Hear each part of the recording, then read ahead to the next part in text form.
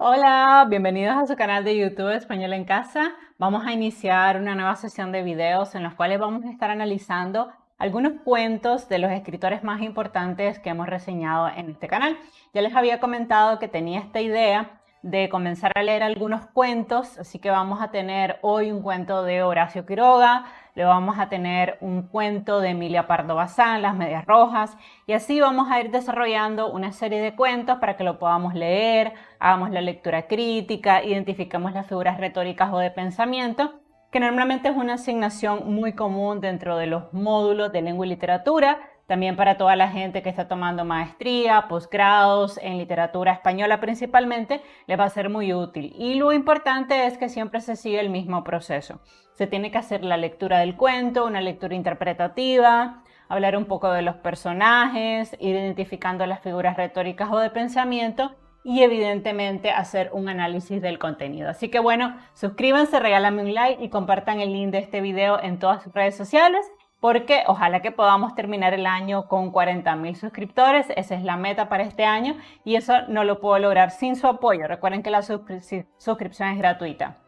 También recordarles nuestro pequeño comercial que si ustedes desean recibir asesorías completamente personalizadas vía Meet, lo único que tienen que hacer es irse al botón unirme al lado de suscribirme y seleccionar el nivel de membresía que les interese. Si seleccionan el nivel de $99.99 al mes, esto le da acceso a 5 horas de clases conmigo, el nivel de 249 a 10 horas de clase conmigo y mi nivel VIP de 399 les da acceso a 15 horas de clase conmigo. Obviamente que lo importante es entender sus necesidades, cuántas horas necesitan y normalmente la gran mayoría de la comunidad inicia en el nivel de 99.99 y luego si se necesita pues vamos añadiendo más horas. Eso perfectamente se puede hacer.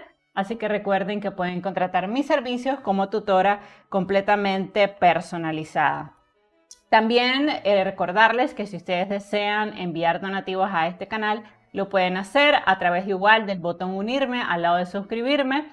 Pueden unirse a mi nivel de 2.49 o 14.99. Hay algunos de ustedes en el nivel de 49.99. Si lo único que quieren hacer es donar dinero para la creación de contenido de este canal. Agradezco a Janet, al Planeta de Abraham, a Rodolfo, a Noé, a Miguel, a Hipólito, a Orlando, a Arelis y a Verónica por el donativo que envían todos los meses y qué tipo de asesoría brindo en mi programa personalizado. Obviamente ustedes saben que siempre hay que hacer nuestro comercial, pues los voy a ayudar a elaborar un ensayo, un análisis crítico de una obra literaria, analizar un cuento, analizar un poema, hacer una tesis siguiendo introducción, marco teórico, problema de investigación, objetivo general y específico. Obviamente, cómo redactar un marco metodológico, cómo diseñar instrumentos, cómo a partir de esos instrumentos procesar la información y sacar conclusiones y recomendaciones. Si es en el caso del ensayo, los voy a ayudar a hacer una buena tesis de investigación que esté presentada en una buena introducción a través de un gancho que llame la atención al lector.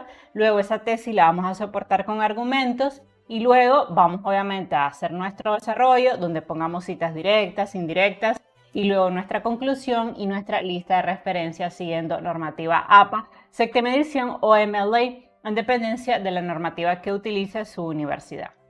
Bueno, entonces vamos a movernos al cuento antes de iniciar a hablar del hijo y de hacer la lectura de este cuento. Les voy a dar algunos datos biográficos que son importantes. Si ustedes quieren ahondar en los datos biográficos, les recuerdo que la vida de Horacio Quiroga ya está en mi canal. Así que es muy importante que ustedes complementen este tipo de videos, me lo por acá, este tipo de videos con la biografía, porque ayuda mucho a entender el cuento. De hecho, esta obra, El Hijo, está inspirado en un evento que le pasó a Horacio Quiroga, bueno, en dos eventos creo sería. Uno, que a su papá se le disparó un arma y accidentalmente se disparó a sí mismo y así muere el padre de Horacio Quiroga. Y años después, cuando él estaba ayudando a un amigo durante un duelo a limpiar las armas, a Horacio se le disparó el arma. Entonces, por eso es importante rescatar esos datos biográficos porque nos van a ayudar, como ustedes van a ver más adelante, a comprender el cuento. Bueno, ¿quién fue Horacio Quiroga? Algunos datos generales porque ustedes tienen ya en el canal su biografía. Bueno, fue un escritor, periodista y cuentista uruguayo. De hecho, él nace en Uruguay, pero va a vivir la mayor parte de su vida en Argentina. Específicamente se va a establecer en un lugar que se llamaba Misiones, que era la selva, porque le gustaba estar en contacto con la naturaleza. Él va a intentar durante mucho tiempo vivir de la escritura, pero obviamente vivir de eso en Latinoamérica es muy difícil, así que él decide hacer una inversión en unas plantaciones, en una selva, ¿no? Compra varios terrenos de tierra, se vuelve latifundista y se muda con toda su familia allí. Esto va a ser bastante desgraciado porque no es el campo inglés a donde él se estaba mudando. Es decir, se estaba mudando a una región donde no había infraestructura, donde los trabajadores obviamente eran personas muy sencillas del campo, y él se va a mudar con su primera esposa allí. La selva de Misiones va a inspirar varios de sus cuentos, pero les decía que va a ser bastante desafortunada porque a su esposa no le gustaba vivir en este lugar. Era un lugar bastante inhóspito, incluso llegar a la casa de Horacio Quiroga actualmente es difícil porque prácticamente no hay carreteras hasta esa casa, hasta esa hacienda. Entonces eso a su esposa no le gustaba. Ella se termina desgraciadamente suicidando debido en parte a esta situación, que no quería vivir allí. Además, Horacio Quiroga, que fue un importante cuentista, novelista, era muy admirador del relato breve y trágico de Edgar Allan Poe. Siempre vamos a ver en los cuentos de Horacio Quiroga tragedia, muerte, drama, oscuridad, que en parte refleja su propia vida y su propia personalidad, porque él tuvo una vida muy desgraciada. Les comentaba al inicio que su padre accidentalmente se disparó a sí mismo y esto le ocasionó la muerte cuando Horacio tenía pocos meses de nacido. Luego a él se le va a disparar un arma y accidentalmente va a matar a un amigo. Luego su primera esposa se va a suicidar. Entonces todas estas cosas van a marcar mucho su vida porque él también va a terminar desafortunadamente suicidándose cuando le diagnostican un cáncer de próstata. Bueno, aquí se los pongo, su vida estuvo marcada por la desgracia, por los accidentes. De hecho, dato también importante, sus 3 hijos también se suicidaron y esto me parece súper trágico, ¿no? Obviamente había problemas mentales. De hecho, la salud mental es un tema que él va a sacar mucho en su obra literaria, en sus cuentos. Y es algo bastante novedoso porque no muchos escritores han explorado en el tema de la salud mental, al menos no en Latinoamérica. Sí en Rusia, si ustedes recuerdan, Crimen y Castigo de Fyodor Dostoyevsky, pero específicamente en Latinoamérica no. Entonces eso va a ser algo novedoso. Él va a enseñar a sus hijos a defenderse en esa selva, en ese mundo inhóspito, en el cual voluntariamente él se inserta, ¿no? Porque nadie lo obliga, él hace esa inversión y se mueve a esa selva ubicada en Argentina. Y sus cuentos reflejan esa lucha del hombre y la mujer contra la naturaleza inhóspita. De hecho, dato también bastante importante, creo yo, sus hijos fueron criados con mano dura. Tener a Horacio Quiroga como padre seguramente no era nada fácil, era bastante difícil para ellos y probablemente parte por eso ellos cometieron en la adultez respectivamente los 3 suicidios, ¿no? Lo que me parece súper, súper trágico. Bueno, además tuvo una relación amorosa con otra poeta que hemos reseñado en este canal, con Alfonsina Storni, en el momento que ya él era viudo, su esposa la primera esposa, porque él se va a casar por segunda vez, la primera esposa ya se había suicidado, y él tiene una relación amorosa con esta poetisa argentina. Va a ser una relación bastante complicada porque ella va a ser mucho mayor que él, ella también va a tener un hijo.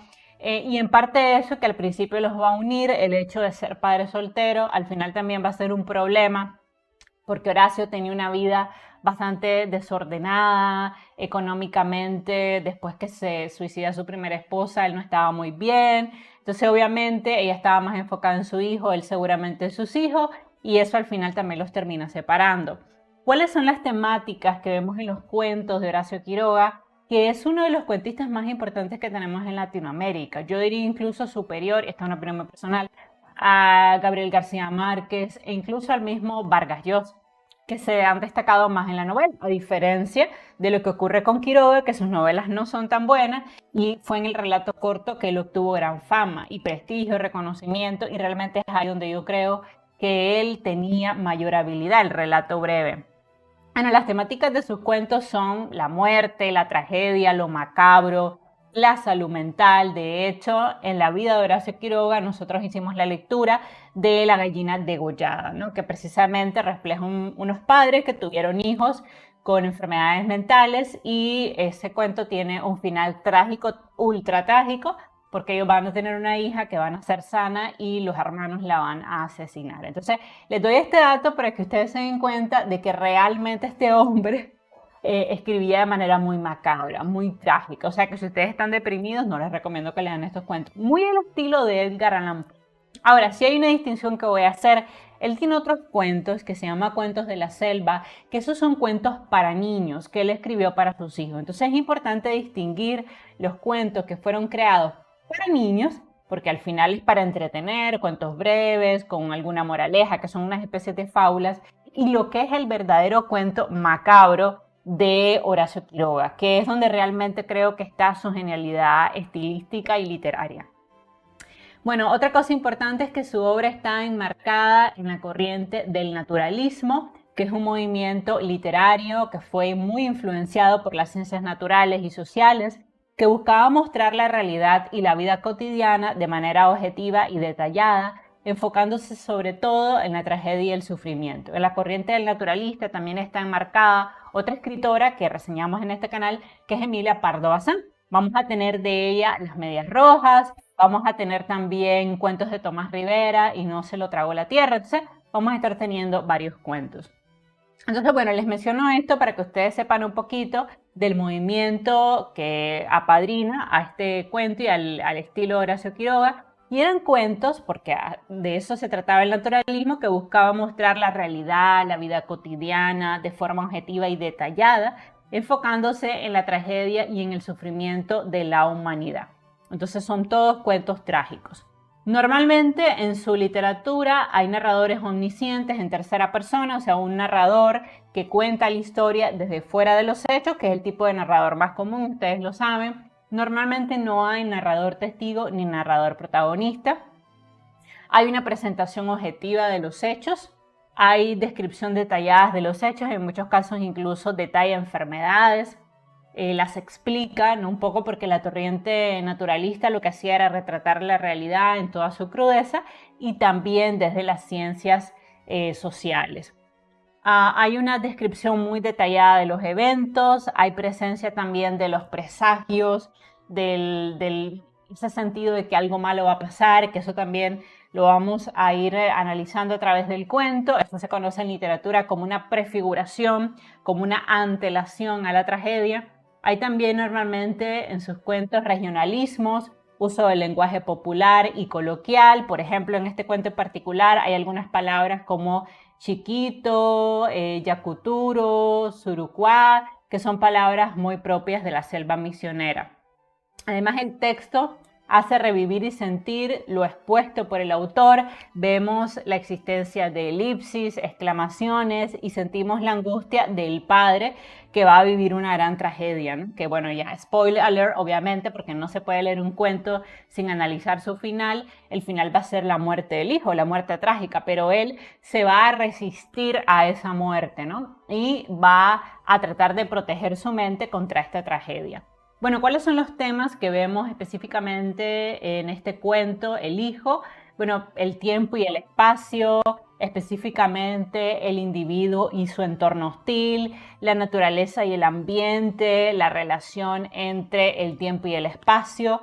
También vemos la trayectoria y la transformación del personaje, porque la historia va a iniciar con un personaje A al cual le van a pasar eventos y se va a transformar, ¿no? Va a iniciar con un padre feliz y va a terminar con un padre viviendo la trágica muerte de su hijo. También tenemos como temática la dualidad del ser, específicamente la construcción de la realidad, la espiritualidad y la religión, que va a ser un tema también que va a estar patente dentro de la obra, la imagen pública versus la imagen privada y la introspección, que la vamos a ver a través de este protagonista, porque vamos a meternos en sus sentimientos, en sus pensamientos, en sus emociones. Vamos a saber lo que el padre piensa, lo que el padre está sintiendo en ese momento trágico. También incluso antes de la tragedia vamos a ser partícipes de todos sus pensamientos, ¿no? Esa voz del personaje. Por eso es que es un narrador omnisciente, que todo lo sabe y todo lo ve de los personajes del cuento. También vamos a ver las relaciones interpersonales, el amor entre el padre y el hijo, la comunicación también que hay entre ellos y obviamente las relaciones familiares, ¿no? Porque en la obra, así como la vida de Horacio Quiroga, vamos a ver la relación entre un padre y su hijo. Vemos en los cuentos de él que nunca está la presencia femenina, porque recordemos precisamente que su esposa, su primera esposa, que tuvo dos, cometió suicidio. Entonces, por esa razón, siempre en los cuentos se ve esa relación que él tenía con sus hijos. También, obviamente, como temática importante está la creación literaria, la literatura autoconsciente, vemos el proceso creativo que desarrolla el escritor con varias figuras retóricas o de pensamiento que vamos a analizar y el texto y su contexto. Entonces, vamos a iniciar la lectura del cuento. Recuerden siempre que en el link de la descripción les dejo el imprimible de la clase por si ustedes lo quieren descargar. Entonces, dice así: El hijo. Es un poderoso día de verano en Misiones, con todo el sol, el calor y la calma que puede deparar la estación. La naturaleza plenamente abierta se siente satisfecha de sí. Como el sol, el calor y la calma ambiente, el padre abre también su corazón a la naturaleza. Entonces vemos aquí la temática, la naturaleza, el ambiente, el tiempo, el espacio. Y vemos también aquí en las figuras retóricas, evidentemente una personificación, porque dice, la naturaleza plenamente abierta se siente satisfecha de sí. ¿Ven? Ahí está personificando a la naturaleza como si pudiera abrirse, sentirse satisfecha, algo que es imposible porque la naturaleza no tiene sentimientos. Seguimos. Como el sol, el calor y la calma ambiente, el padre abre también su corazón a la naturaleza. Entonces vemos aquí evidentemente una comparación a través del uso del nexo como. Recuerden que la comparación se forma con el nexo como cual o parece. Entonces evidentemente aquí hay una comparación, ¿no? Además dice, el padre abre también su corazón a la naturaleza. Aquí también hay una personificación, como si el padre pudiera abrir su corazón a algo. Y sabemos que eso es algo imposible. Se puede abrir una puerta, una casa, abrirse a las personas, algo, pero el corazón per se no se puede abrir a la naturaleza. Luego viene un diálogo que dice así: Ten cuidado, chiquito, dice a su hijo, abreviando en esta frase todas las observaciones del caso y que su hijo comprende perfectamente, ¿no? Entonces, este diálogo inicia mostrando la relación entre el padre y el hijo.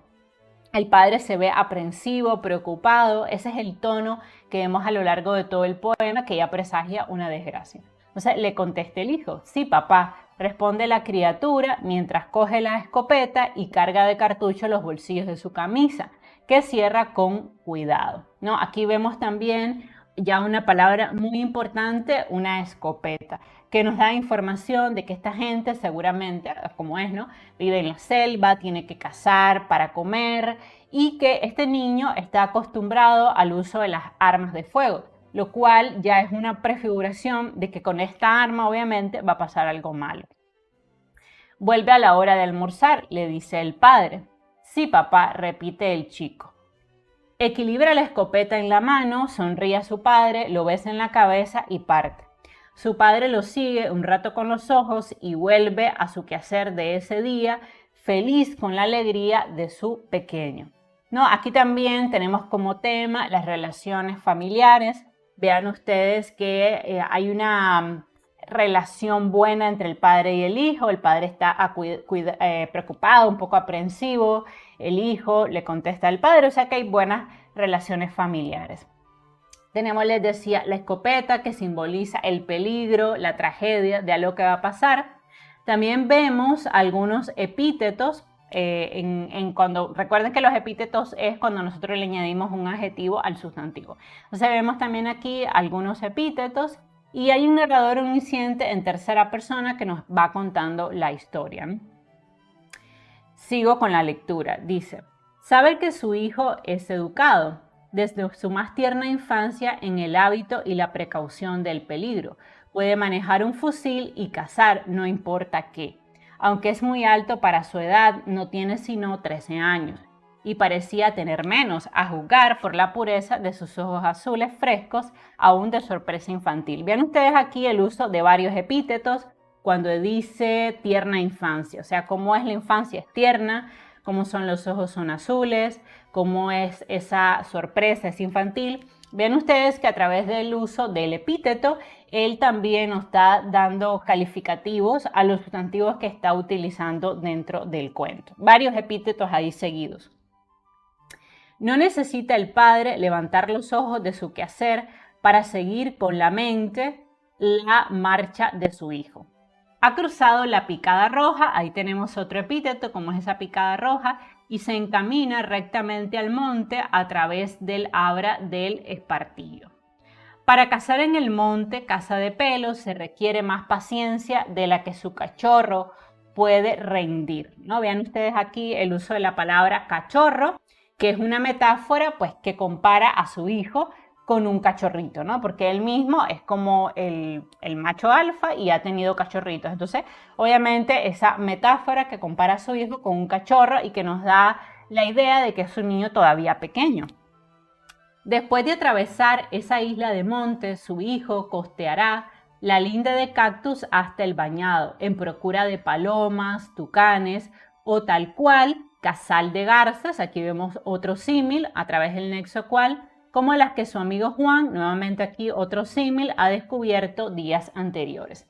Curiosamente hay algo importante aquí. Vean ustedes que no tenemos ni el nombre del padre ni el nombre del hijo, pero sí tenemos el nombre del amigo.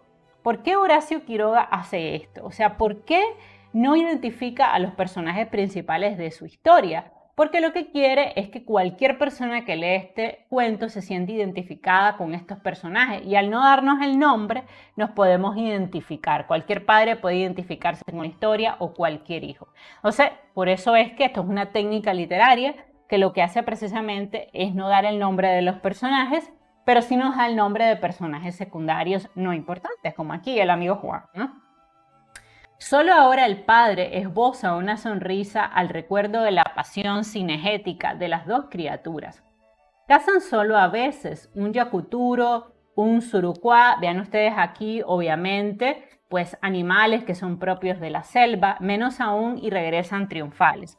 Juan a su rancho con el fusil de 9 milímetros que él le ha regalado, y su hijo a la meseta con la gran escopeta Saint-Etienne calibre 16, cuádruple cierre y pólvora blanca. Vean ustedes también que aquí hay una descripción de cómo son las armas de fuego. Obviamente, Horacio Quiroga era un hombre que vivía en la selva, era un hombre que conocía de armas y nos da toda esta información, ¿no?, del tipo de armas, que refleja que él tenía habilidad en el manejo de estas armas, y nos dice que esa pólvora es blanca. Aquí vean ustedes nuevamente el uso del epíteto.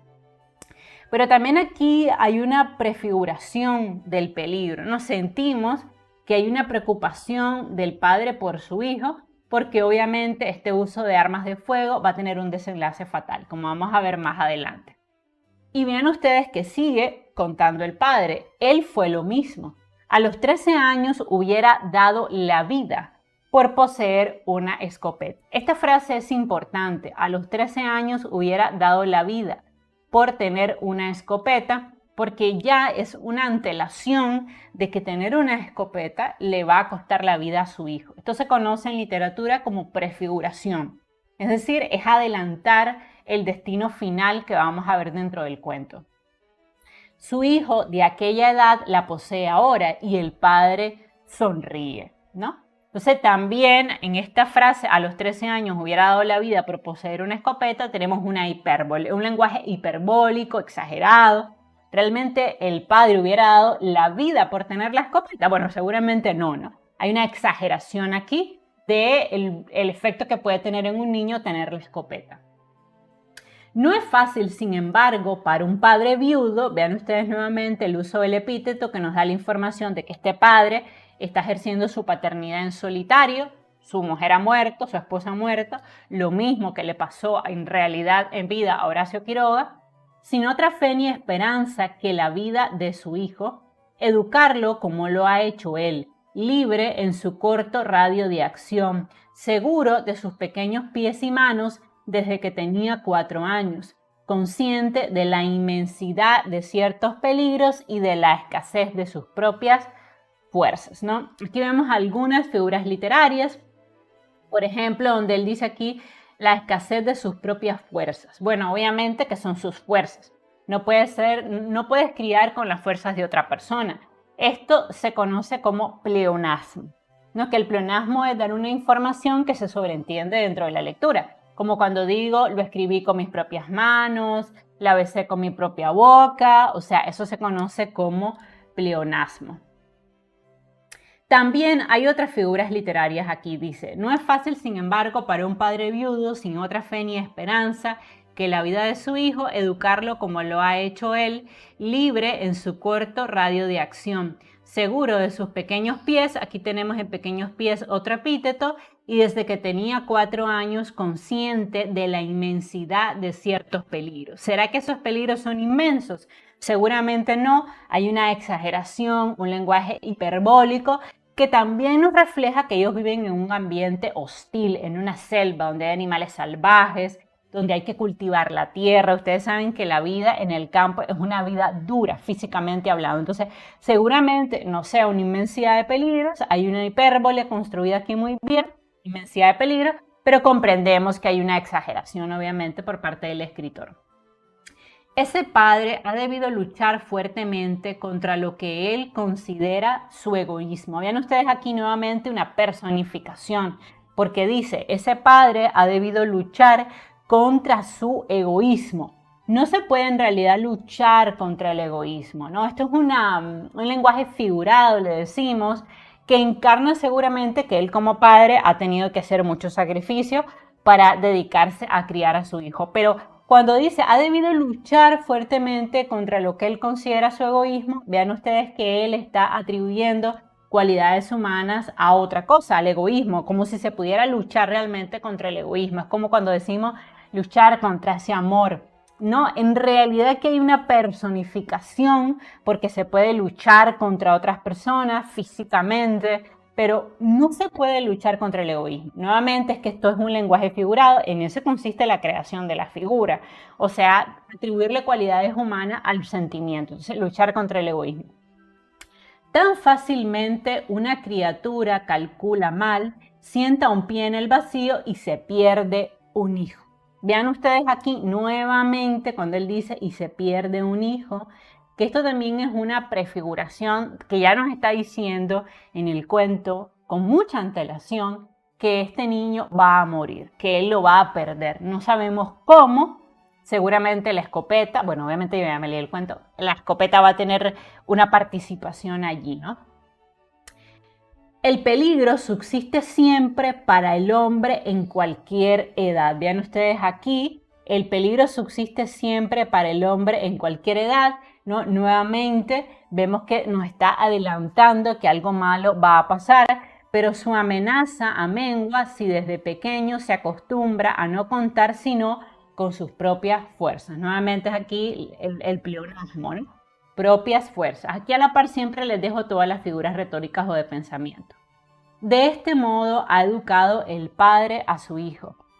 Y para conseguirlo ha debido resistir no solo a su corazón, sino a sus tormentos morales. Vean ustedes aquí el epíteto, porque ese padre de estómago y vistas débiles sufre desde hace tiempo de alucinaciones. Vean ustedes aquí que nos está dando otra información del padre, ¿no? Vean que dice de estómago y de vista débil, o sea, es un padre que físicamente luce débil. Efectivamente, si ustedes buscan fotografías de Horacio Quiroga, era un hombre más bien delgado, o sea, que se veía demacrado, obviamente por la vida dura del campo, ¿no? Entonces nos está dando esa información, que es un padre físicamente débil, ¿no?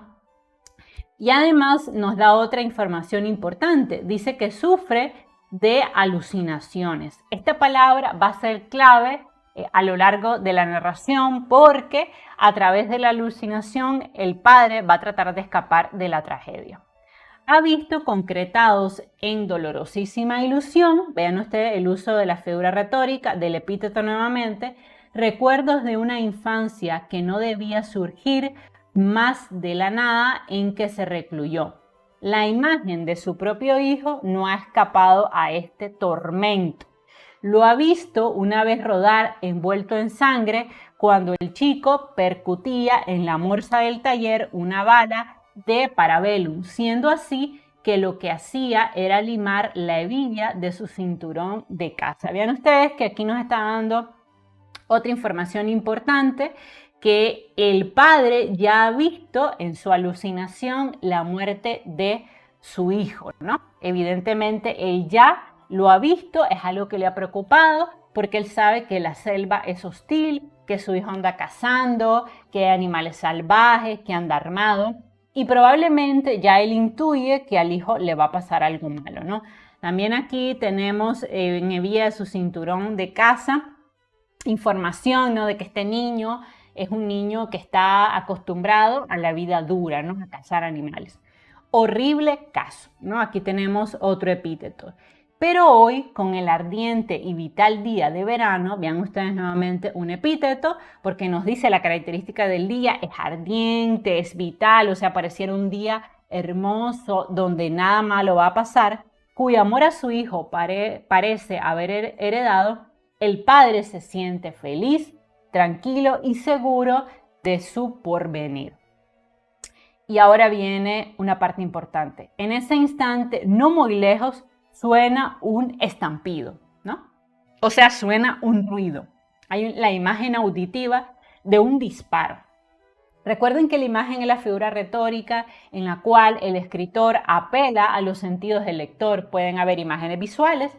Cuando describimos, vamos a ver más adelante una imagen, cuando él ve al hijo muerto, una imagen visual que nos permite como estar viendo lo que está ocurriendo, ¿no? Es una imagen construida a través de las palabras. También puede haber imágenes auditivas, como aquí, porque dice suena un estampido.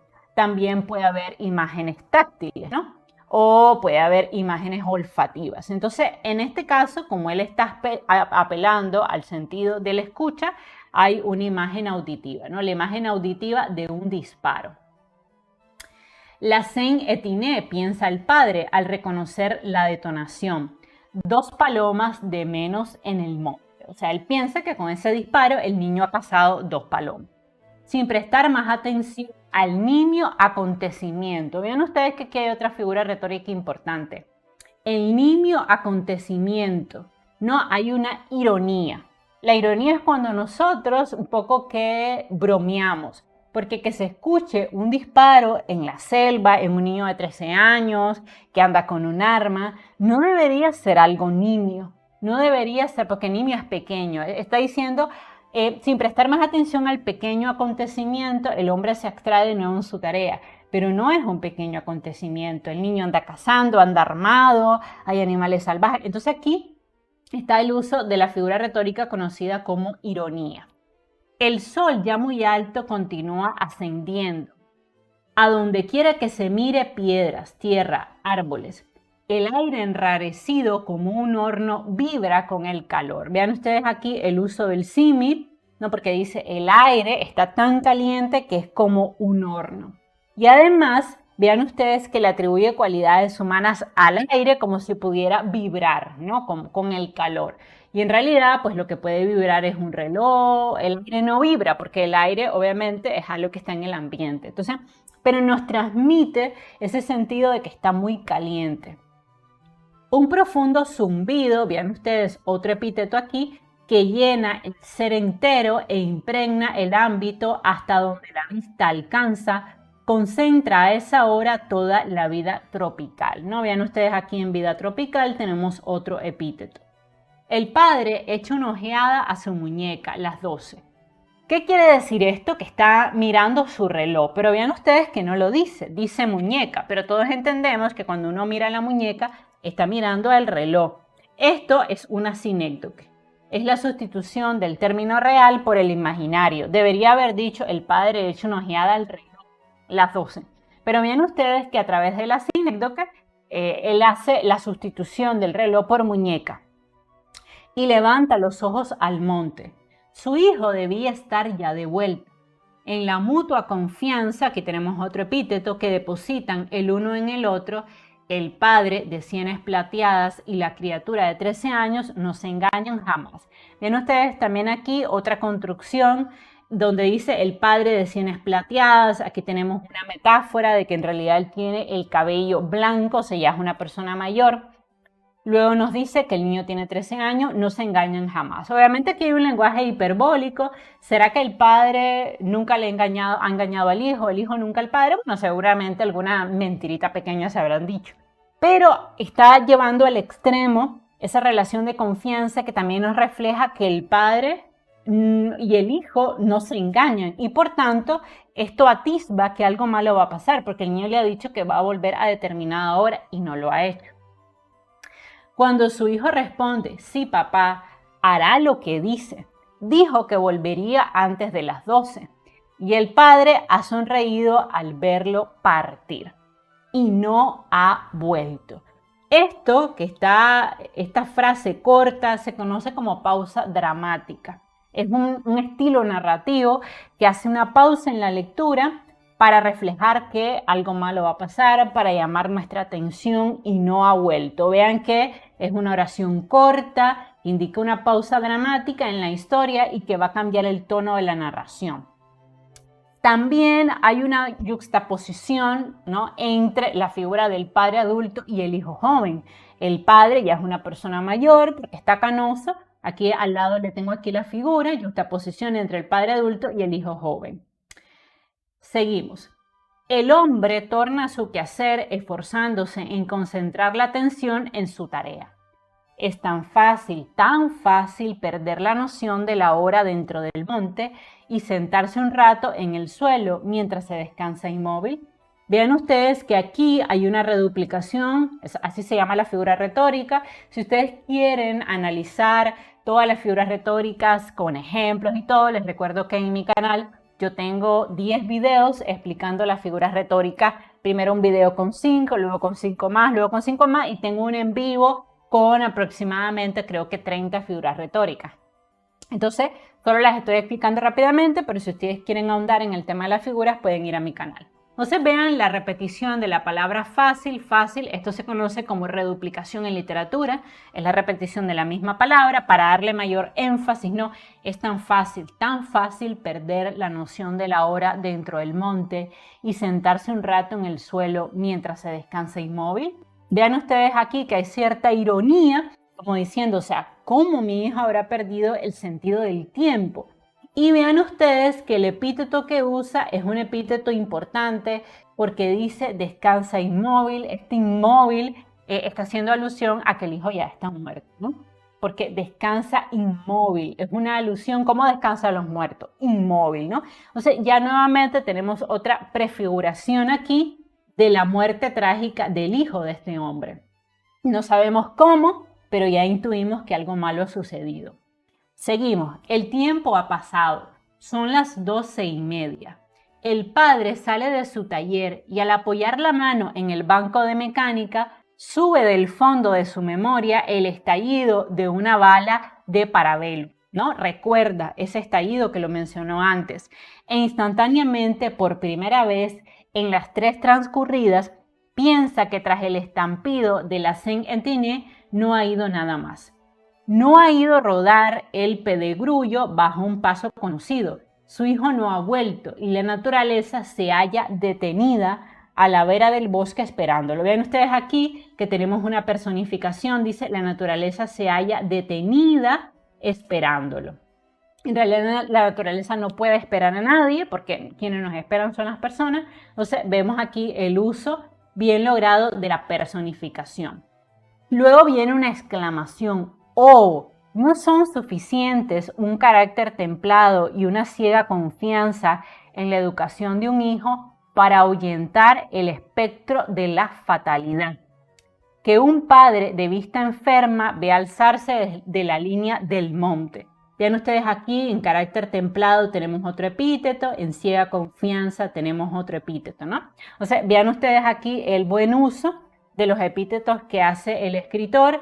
Luego dice, para ahuyentar el espectro de la fatalidad. Le está atribuyendo cualidades humanas al espectro de la fatalidad, y obviamente aquí vemos una personificación que un padre de vista enferma ve alzarse desde la línea del monte. También de vista enferma, aquí nos da una idea de que el padre seguramente por la edad ha perdido visión, ¿no? Luego dice, hay una enumeración importante, dice distracción, olvido, demora fortuita. Ninguno de estos nimios motivos que pueden retardar la llegada de su hijo haya cabida en aquel corazón. Vean ustedes cómo hace un buen uso de la enumeración de las palabras por coma y dice distracción, olvido, demora fortuita. Ninguno de estos nimios motivos que pueden retardar la llegada de su hijo haya cabida en aquel corazón. Vean ustedes una personificación del corazón, como en el corazón, ¿ok? Pudiera hallar cabida la distracción, el olvido, la demora fortuita, ¿no? Sabemos que no, hay una personificación. Y esto también nos dice que él está preocupado, porque vean ustedes que ni el olvido, ni la distracción, ni una demora fortuita haya cabida en aquel corazón. O sea, el padre ya está preocupándose, ¿no? Al inicio del cuento decía, bueno, se ha retrasado, seguramente va a venir en cualquier momento, pero no viene. Luego dice, un solo tiro ha sonado y hace mucho, ¿no? Vean ustedes nuevamente la reduplicación de la palabra tiro para hacernos nosotros reflexionar en que realmente una tragedia ha ocurrido, ¿no? Un tiro ha sonado y hace mucho. Vean ustedes aquí cómo le da ese golpe a través de la reduplicación. Tras él, el padre no ha oído un ruido, no ha visto un pájaro, no ha cruzado el abra una sola persona a anunciarle que al cruzar un alambrado, una gran desgracia. Ven ustedes aquí cómo se interrumpe la narración a través de los puntos suspensivos. Hay una elipsis. Esa elipsis lo que permite es que un poco censurar lo que ya intuye el padre, ¿no? Vean ustedes, lo voy a leer de nuevo. Tras él, el padre no ha oído un ruido, no ha visto un pájaro, no ha cruzado el abra una sola persona a anunciarle que al cruzar un alambrado ha ocurrido una gran desgracia, ¿no? O sea, también él, es cierto que ha ido al tiro. Aquí hay una paradoja porque dice, no ha visto un pájaro como huyendo de ese tiro, no ha aparecido una persona a decirle, hey, tu hijo se ha disparado a sí mismo, ha pasado una desgracia, ¿no? Y él además, como ya intuye que algo malo ha pasado, a través de estos puntos suspensivos aquí, esto se conoce como elipsis, ya él intuye que algo malo ha sucedido y no es cualquier desgracia. Vean ustedes cómo a través de el epíteto ya sabemos que no ha sido una desgracia pequeña, sino que viene una gran desgracia. O sea, que algo trágico ha pasado. La cabeza al aire y sin machete, el padre va. Aquí tenemos también una imagen visual que nos hace ver que el padre ha salido preocupado, ¿no? Vean ustedes que no se ha puesto ni siquiera el sombrero para protegerse del sol, no lleva machete para protegerse de los animales que le salen. ¿Por qué? Porque ya él intuye que el hijo está muerto. Corta el abra de espartillo, entra en el monte, costea la línea de cactus sin hallar el menor rastro de su hijo. O sea, ya le está desesperado, ya lo está buscando, el hijo lleva varias horas de retraso y ya intuye que algo malo le ha pasado porque no es normal que su hijo no cumpla la hora prometida del regreso. Luego dice, pero la naturaleza prosigue detenida, ¿no? Hay una personificación de la naturaleza como si se pudiera detener, y esto lo que nos quiere decir que para el padre se ha detenido el tiempo, ¿no? Siente que el tiempo no está pasando porque está preocupado. Y cuando el padre ha recorrido las sendas de casa conocidas y ha explorado el bañado en vano, adquiere la seguridad de que cada paso que da en adelante lo lleva fatal e inexorablemente al cadáver de su hijo, ¿no? Entonces aquí nuevamente hay una prefiguración, ya nos está diciendo que el padre lo que va a encontrar es un cadáver y él no lleva esa sensación de que una gran tragedia ha pasado. Ni un reproche que hacerse, es lamentable. Solo la realidad fría, terrible y consumada, ¿no? Ven ustedes cómo es la realidad fría, terrible, consumada, la figura nuevamente del epíteto. Y les voy explicando las figuras porque si ustedes están en un curso de literatura, no solo van a hacer la lectura del cuento, también van a tener que identificar las figuras retóricas y cómo estas figuras retóricas le dan sentido a la narración. Entonces, al analizar cualquier cuento, ustedes van a tener que ir encontrando a la par las figuras, por eso se las voy escribiendo aquí, ¿no? Entonces, ha muerto su hijo al cruzar. Vemos nuevamente otra elipsis, una interrupción del discurso, como una manera de negar lo que ya el padre intuye, la tragedia. ¿Pero dónde? ¿En qué parte? Vean ustedes aquí, ¿pero dónde? ¿En qué parte? Hay obviamente la figura retórica de la exclamación. Aquí tenemos los signos de exclamación. Si fuera una pregunta, sería la figura retórica de la interrogación, ¿no? Para que ustedes sepan que eso también son figuras retóricas. Hay tantos alambrados allí y es tan sucio el monte. Oh, muy sucio. Vean la repetición de la palabra sucio, sucio, ¿no? Una reduplicación para hacer énfasis de que además la selva es inhóspita, sucia. Por poco que no se tenga cuidado al cruzar los hilos con la escopeta en la mano. Vean ustedes cómo deja el discurso pendiendo de un hilo. Obviamente debería ser por poco que no se tenga cuidado al cruzar los hilos con la escopeta en mano, se nos puede disparar. ¿Qué es lo que le ha pasado al hijo? Vean ustedes nuevamente que ya se está adelantando al hecho que va a aparecer en la narración y poco a poco nos está dando la información de lo que realmente ha pasado, ¿no? El padre sofoca un grito. Ha visto levantarse en el aire. Y vean una interrupción. Oh, no es su hijo, no. Y vuelve a otro lado y a otro y a otro, ¿no?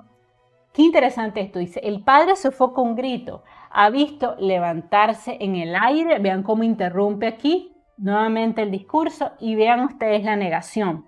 Oh, no es su hijo. Y vuelve a otro lado y a otro y a otro. Nada se ganaría con ver el color de su tez y la angustia de sus ojos. Vean ustedes aquí que nos da otro dato importante. El color de su tez nos está indicando que él está pálido, la tez es blanca, obviamente hay un cromatismo aquí, esto es otra figura retórica, y la angustia de sus ojos, ¿no? Ese hombre aún no ha llamado a su hijo. Vean ustedes qué curioso, lo está buscando desesperadamente, pero no lo ha llamado porque llamarlo sería una manera de reconocer lo que ha pasado. Aunque su corazón clama por él a gritos, ¿no? Su corazón clama. ¿Puede el corazón clamar? El corazón de uno. Bueno, no, ya sabemos que los corazones no hablan, no claman, no gritan, pero aquí está la figura de la personificación. Su boca continúa muda. Sabe bien que el solo acto de pronunciar su nombre, de llamarlo en voz alta, será la confesión de su muerte. ¿Por qué? Porque si él llama al hijo y el hijo no responde, es evidentemente porque está muerto, porque el padre sabe dónde el hijo anda cazando. Y entonces viene aquí una conversación, dice, chiquito, se le escapa de pronto, y si la voz de un hombre de carácter es capaz de llorar, tapémonos de misericordia los oídos ante la angustia que clama en aquella voz. Esto se conoce como metaficción, porque el narrador se incluye en la historia para no escuchar el clamor desgarrador del padre. Ven ustedes cómo de pronto estábamos con los personajes, los diálogos, los pensamientos del padre, y de pronto el narrador se incluye dentro de la historia, porque dice tapémonos, o sea, a manera de plural, o sea que no puede ser el padre porque es uno, no puede ser el hijo, nos está hablando a nosotros los lectores. Tapémonos de misericordia los ojos ante la angustia que clama en aquella voz. Y evidente también aquí se está construyendo una imagen auditiva, ¿no? Tapémonos de misericordia los oídos para no escuchar la angustia que clama en este padre desgraciado. Pero nadie ni nada ha respondido. Por las picadas rojas de sol, aquí un epíteto, envejecido en 10 años, aquí obviamente hay una hipérbole, está muy exagerado, pero lo que quiere decir es que está tan angustiado que es como si hubiera envejecido 10 años. va el padre buscando a su hijo que acaba de morir. Y ya nos termina de probar la información que intuíamos al inicio del relato, que es que el hijo está muerto. Y entonces dice luego el padre: hijito mío, chiquito mío, clama en un diminutivo que se alza del fondo de sus entrañas. ¿No? Obviamente aquí vemos un lenguaje hiperbólico, ¿no? Él está triste, angustiado y dice: hijito mío, chiquito mío, clama en un diminutivo que se alza del fondo de sus entrañas. O sea, es imposible que este diminutivo salga de las entrañas, en realidad está saliendo de su voz, pero vemos aquí que está además dando un sentido hiperbólico, que ese dolor es enorme, como si le saliera del fondo de las entrañas. Es una manera también de darle mayor belleza al relato. Ya antes, en plena dicha y paz, ese padre ha sufrido la alucinación de su hijo, rodando con la frente abierta por una bala al cromoníquel. Ven ustedes que nuevamente nos dice estas alucinaciones, que es una manera de escapar de su realidad, porque vamos a ver al final de la historia que el padre va a ser incapaz de reconocer la muerte del hijo y va a tener la alucinación incluso de que va a hablar con él cuando en realidad el hijo ha muerto.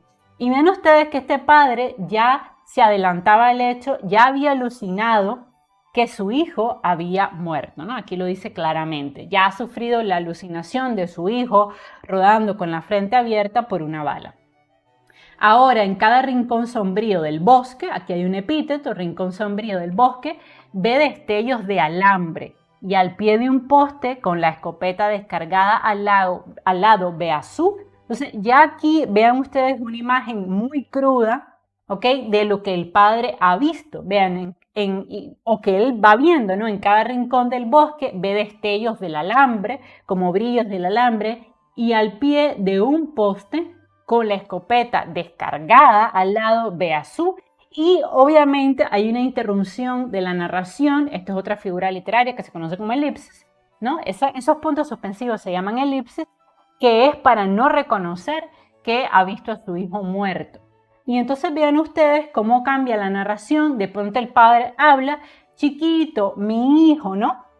Las fuerzas que permiten entregar un pobre padre alucinado a la más atroz pesadilla tienen también un límite. No, aquí en pobre padre vemos epíteto, atroz pesadilla, epíteto, y el nuestro siente que las suyas se le escapan, ¿no? Una personificación, como si las fuerzas pudieran escaparse del cuerpo de un hombre. Eso es imposible, hay una personificación aquí, cuando ve bruscamente desembocar de un piqué lateral a su hijo. Entonces, vean ustedes que él está tan desesperado porque ya intuye que el hijo está muerto que le pareciera verlo, ¿no? Y todo esto que viene ahora en la historia es una alucinación, porque recordemos que ya mencionaba el narrador que el padre sufría este tipo de alucinaciones, que veía cosas que no pasaban. Él ya ha visto al hijo muerto con el alma al lado descargada. Lo explica muy bien adelante, aquí está, dice: ahora en cada rincón del bosque ve destellos de alambre y al pie de un poste con la escopeta descargada al lado ve obviamente al hijo. Él ya lo ha visto, pero entra en negación, seguramente está en shock por el evento, ¿no? A un niño de 13 años bástale ver desde 50 metros la expresión de su padre sin machete dentro del monte para apresurar el paso con los ojos húmedos. El epíteto nuevamente. Chiquito, murmura el hombre, y exhausto se deja caer sentado en la arena, albeante, rodeando con los brazos las piernas de su hijo, ¿no? Pero él ya está muerto, pero está alucinando que está vivo, ¿no? La criatura así ceñida queda de pie. Vean ustedes la imagen visual muy bien construida. O sea, nos lo imaginamos él corriendo, desesperado. En realidad ha encontrado al hijo muerto, pero en su mente cree que quien está ahí es su hijo vivo y él se le va a rodear a las piernas, o sea, se le va a tirar a los pies como una manera de abrazarlo, de darle cariño. Pero en realidad el hijo está muerto. Recordemos que esto ya es una alucinación.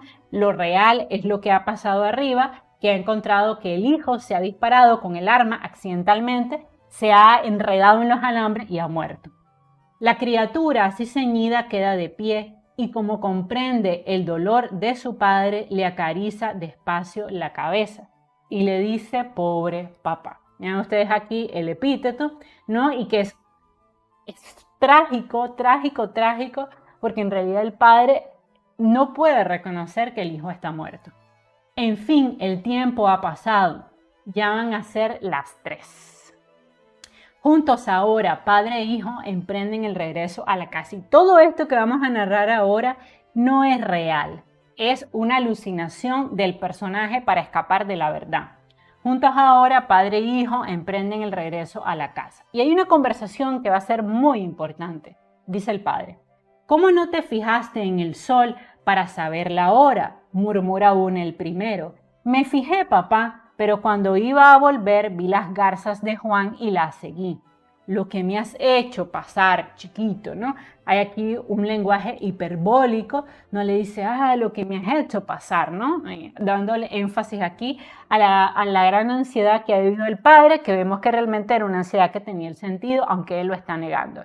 Y le dice el niño piapá. Murmura también el chico. Esto obviamente es un regionalismo propio de la Argentina, ¿no? Encontramos muchas de estas palabras propias del lugar de donde proceden los escritores. Después de un largo silencio, ¿no? Vean ustedes el epíteto, ¿y las garzas las mataste?, pregunta el padre. Y vean ustedes que aquí se nos revela nuevamente la tragedia del momento. ¿Y las garzas las mataste?, pregunta el padre. Y dice el chico, no. Aquí hay una contradicción. Sí ha habido disparos, ¿okay? Y esos disparos se han dirigido para cazar a un animal y esa caza se ha producido, él hubiera matado a las garzas. Pero los disparos se han dado, pero él no ha matado a las garzas porque ese disparo se lo ha dado a sí mismo en un accidente, ¿no? Evidentemente aquí se nos revela nuevamente la verdad de una manera muy sutil, ¿no? Tal vez a la primera lectura no, pero a la segunda lectura uno encuentra lo que se conoce como claves de lectura, que las claves de lectura son esos datos que a la segunda lectura uno las identifica. Aquí está súper claro, dice, ¿y las garzas las mataste?, pregunta el padre. Ha habido disparos. Esos disparos le deberían haber dado a las garzas, pero vean ustedes cómo él dice no, porque en realidad esos disparos no se lo ha dado al animal, se lo ha dado a él mismo. Hay una manera de revelarnos nuevamente que el hijo está muerto. Nimio detalle después de todo. Vean ustedes que dice nimio detalle después de todo. A través de esta ironía, nuevamente el uso de nimio, nos intenta como hacer prestar atención a esto. ¿Será nimio el detalle? No, es un gran detalle. Ha habido disparos, no ha matado a los animales, por tanto se ha matado a sí mismo, pero vean ustedes cómo él juega con la ironía y dice nimio detalle después de todo. Bajo el cielo y el aire candentes, a la descubierta por el aura de espartillo, el hombre devuelve a casa con su hijo, sobre cuyos hombros, casi el alto de los suyos, lleva pasado su feliz brazo de padre. Aquí también hay una imagen, ¿ok?, donde se ve cómo en la mente del hombre están pasando los hechos, ¿no? Como que lleva a su hijo agarrado, le ha pasado la mano, ¿no?, sobre el hombro, pero todo esto es una alucinación porque él no quiere reconocer que el hijo está muerto y que lo ha encontrado muerto, porque se ha enredado en el alambre y se ha disparado accidentalmente. Regresa empapado de sudor. Bueno, seguramente no estará empapado en sudor, hay aquí un poco un lenguaje exagerado, hay un lenguaje hiperbólico, eso es una figura retórica, y aunque quebrantado de cuerpo y alma, sonríe de felicidad. Sonríe de alucinada felicidad. Aquí viene algo importante, vean ustedes la repetición de felicidad, felicidad, la figura de la reduplicación. ¿Por qué un escritor reduplica una palabra? ¿Por qué la repite? Para que nosotros le pongamos atención a esa lectura, ¿no? Sonríe de felicidad y luego corrige, sonríe de alucinada felicidad. ¿Qué nos está diciendo? ¿Por qué es alucinada? Porque es una felicidad no real, porque el hijo en realidad sí está muerto. Pues ese padre va solo. Nuevamente nos revela la verdad. Vean ustedes cómo hay muchas claves de lectura. Aquí adelante nos revela la verdad, aquí nos vuelve a revelar la verdad, que todo esto es una alucinación, no es real. A nadie ha encontrado, ¿no? Vean ustedes aquí cómo nos revela en el cuento la tragedia, a nadie ha encontrado. Y su brazo se apoya en el vacío. Ven, nuevamente aquí ya nos revela totalmente la verdad, que él en su mente, bueno, va como si llevara al hijo. porque tras él, al pie de un poste y con las piernas en alto enredadas en el alambre de púa, su hijo bien amado, aquí está el epíteto, no es cualquier hijo, es un hijo que él ama, yace al sol muerto desde las 10 de la mañana. Ven ustedes la resolución del conflicto. Aquí el narrador omnisciente ya nos describe lo que realmente pasó, porque en realidad el hijo ya ha muerto. Ven ustedes también nuevamente el uso del epíteto, el uso de la imagen visual, ¿no? Porque ya el narrador nos está explicando claramente lo que ha pasado. Y es que, se me apagó la cámara, ustedes saben que me apaga la hora, y es que el hijo realmente está muerto, ¿no? Y él lo que está es negando los eventos para no reconocer que su hijo ya no está más con él. Bueno, básicamente esto ha sido mi análisis del cuento El hijo de Horacio Quiroga. Es uno de los cuentos más importantes que tiene, aunque tiene muchísimo, y vamos a estar destinando varios, yo creo que vamos incluso a destinar varios meses a la lectura de cuentos de mis escritores favoritos, porque tenemos ya muchas biografías en el canal. Entonces vamos a estar analizando varios cuentos, vamos a estar analizando también algunas novelas, para que ustedes vean cómo, si están tomando un curso de literatura en español, tienen que hacer el análisis de los cuentos. Cualquier cuento se tiene que analizar así. Tienen que hacer una lectura, ir haciendo una lectura de los personajes, análisis de contenido e ir a la par indicando las figuras retóricas o de pensamiento. ¿No? Porque en eso consiste el análisis del cuento, no solamente es leerlo. Leerlo es la primera parte, pero luego es ir encontrando las figuras retóricas o de pensamiento. Bueno, déjame saber en la casilla de los comentarios qué te ha parecido la lectura y el análisis del cuento El hijo de Horacio Quiroga. Si quieres que analice otro cuento de él en este canal o de otro escritor, también déjamelo saber en la casilla de los comentarios. Vamos a destinar todo un mes a hacer análisis de obras literarias. Así que bueno, déjame saber en la casilla de los comentarios qué cuento te gustaría que analizara en su canal. Les mando un beso y un abrazo y nos seguimos viendo. Bye bye. Y recuerden darme un like, compartir y compartir. Esa es la mejor manera de apoyar este canal. Suscribirse, por supuesto, compartir este video con otras personas que estén tomando cursos de español, de literatura. Eso me ayuda un montón. Nos seguimos viendo. Bye bye.